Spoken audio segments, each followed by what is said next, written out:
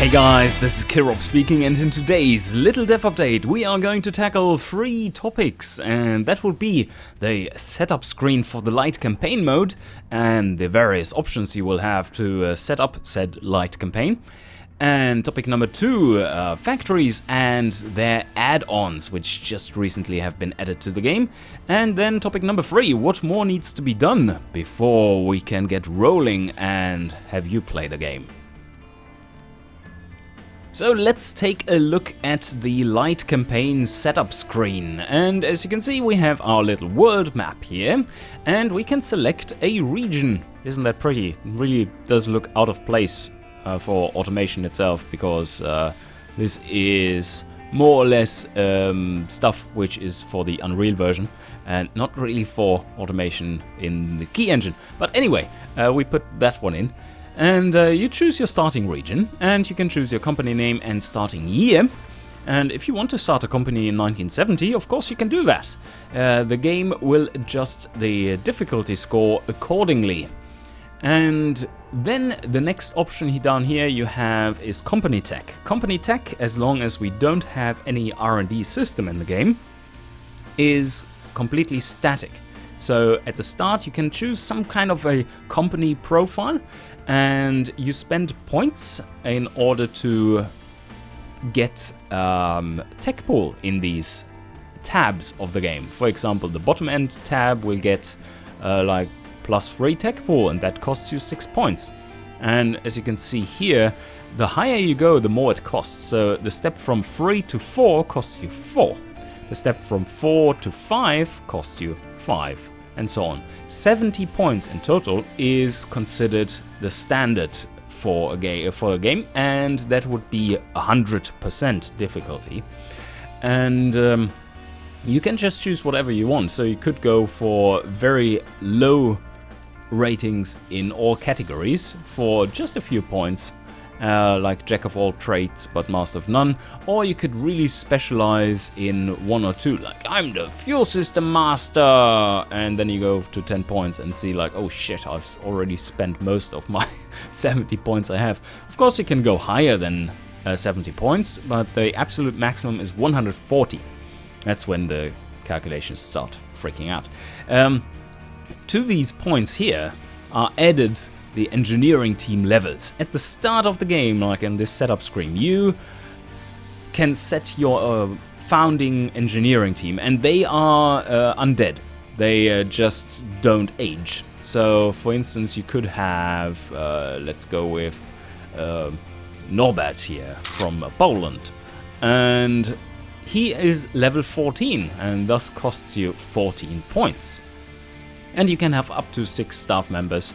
And as you can see here, well, this added just 2 points, and he's not that useful after all. Probably Norbert would be able to do everything better, unless he's from a completely different category, in which case he would help. So these guys reduce engineering times for you, and they don't gain experience. They are completely static throughout the Lite Campaign. This is the progression isn't implemented yet, and won't be for the Lite Campaign. But for the Grand Campaign they will, of course, level up, and you can hire more and so on. And they will eventually die too, and hopefully retire before they die. Anyway, so you can set your tech pool and team, and that will affect your score multiplier. And what is this score multiplier, you ask? Well, that determines how much score you get at the end of the game for all your car sales, and you get score by basically selling very competitive cars at the highest markup possible. And of course, cars are less competitive the higher your markup is. So it's a little balance. So you have to make really good cars and sell them at good profit in order to get a lot of score. And that score per car is then multiplied by the score multiplier. And ignore this difficulty, that's supposed to be a label, and this would be a hard game as is.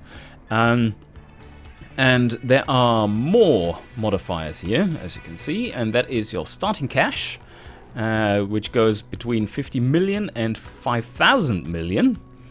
And then you have your competition settings. You can make your competitors much easier or quite a bit harder. 20% harder or 1/5 as difficult if you really suck at the game. Or just want to try things out, or whatever. So you can set how desirable your competitor cars are. And then you can also determine how much markup your competition uses. So a markup multiplier, that is, of 1 will just have like a standard family sedan car be like 20% markup, and if you put that to a factor of 2, then that markup will instead be 40%. So it will be much easier for you to cram your cars in there and like get market share.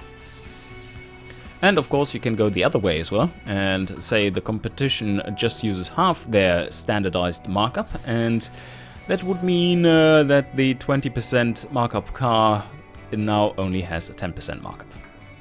And that affects your score multiplier quite drastically. Alright, so you have your starting regions, company tech, starting founding team, and then various settings, starting cash, and how good your competition is.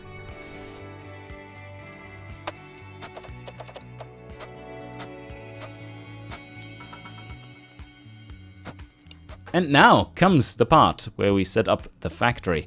And one thing you spot right away is, yay, they are now divided in many different plots, and there are no factories sitting on these plots, and they are all in the region Gasmir, and they have various different costs. And we wanted to start out in a small factory.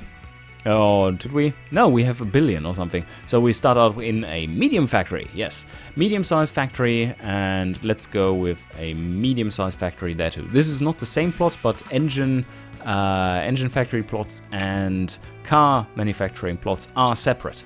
So let's go with this. And now, oh, widescreen! We need to set up a medium factory. And these are the sub-levels of the factory. So we can have, you see the stats change over here. We can have a much more expensive total cost. Wow, that's expensive. Yeah, we can't afford that. So let's go with a medium factory and level 1, because that should be good, I hope. Make it a little bit cheaper, because that is on the expensive side of things. But also what you notice here with the missing headings and stuff is that there are various add-ons you can choose from, and the steel presses are required. Factory does not meet requirements. We have to build steel presses, and you can see what it does to the price of the whole thing.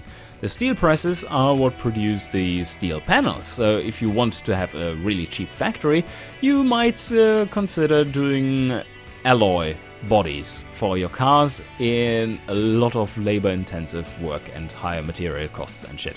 So yeah, it's a little bit of a trade-off there. No longer do you basically get those for free. Factory basically doubles in price.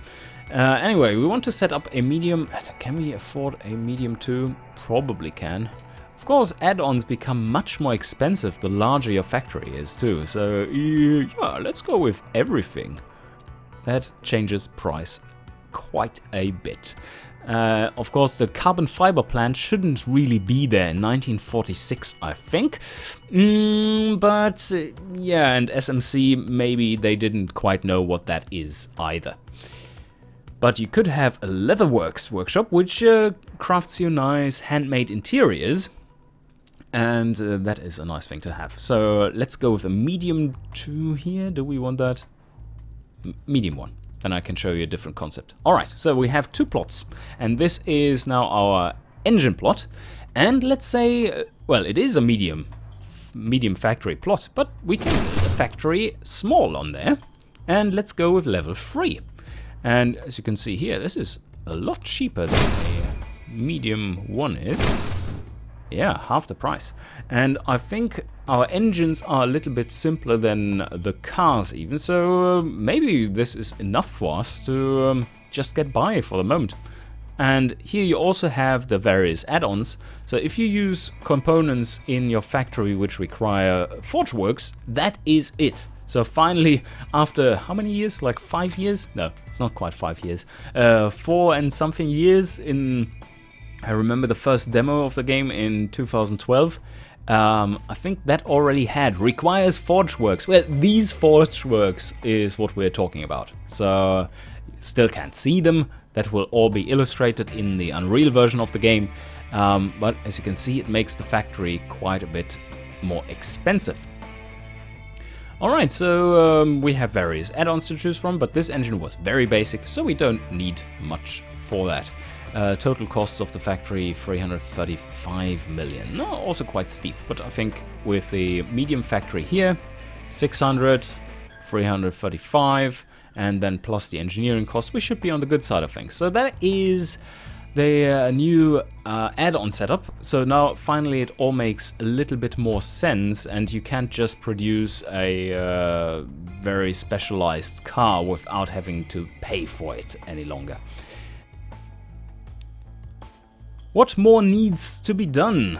Well, there's a lot more new things in here than what I've shown to you, but the most important stuff which we need to still put in is primarily a lot of feedback screens so that you actually know what's going on, like sales statistics and various graphs for you to track your progress, and just in general UI and polishing and, well, lots of bug fixes.